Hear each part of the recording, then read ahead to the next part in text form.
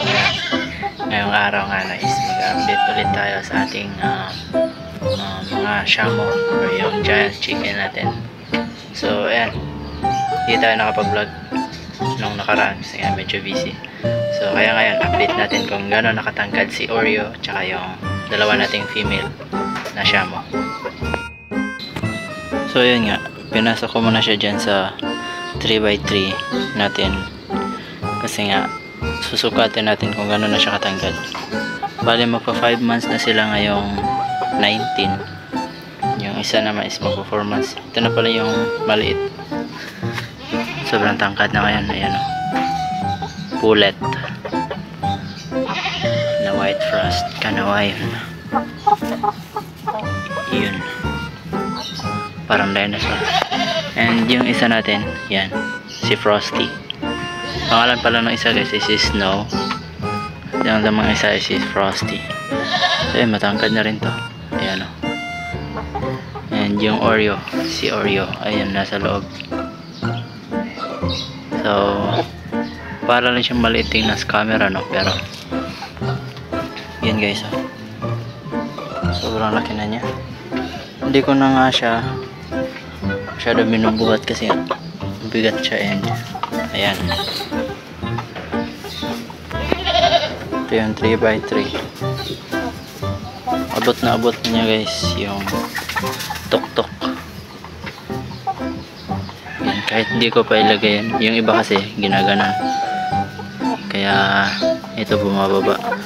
Sa akin is lagay natin dyan sa ano, yung may ganito talaga para yan, lumapat yung height. Yung isa binubuli pa rin nila. Actually yung maliit guys, dito yan sa loob. Pinalabas ko lang siya kasi nga for video purposes and para makita nyo kung gano'n nakatangkad si Oreo. Ayan, 4 months old, magpa 5 months na ngayong 19. Yan, snappy na snappy.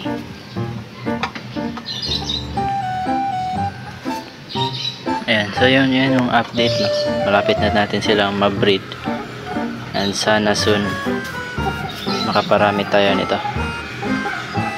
Ayan, para makita nyo rin height ng babae. Wait lang, pasok natin siya.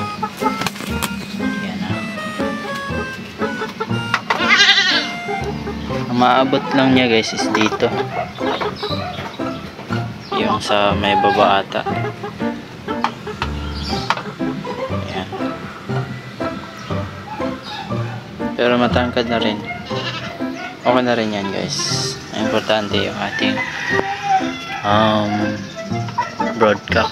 Ayan, ganda ng kanyang ganito guys, ha? Sa may leeg.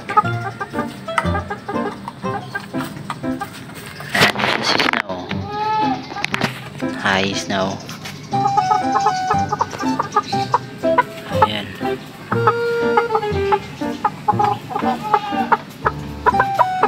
So sa mga nakakamiss sa kanila, ayan, ito na sila. Ayan. Ayan.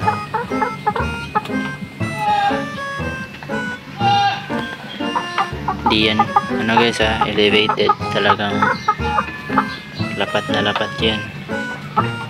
Malalim pa nga yung pinagpatungan niya, o yung tinatayuan niya. Yan o, kasi nga ano, kinalkal lang yung isa nating pullet kaya lumalim.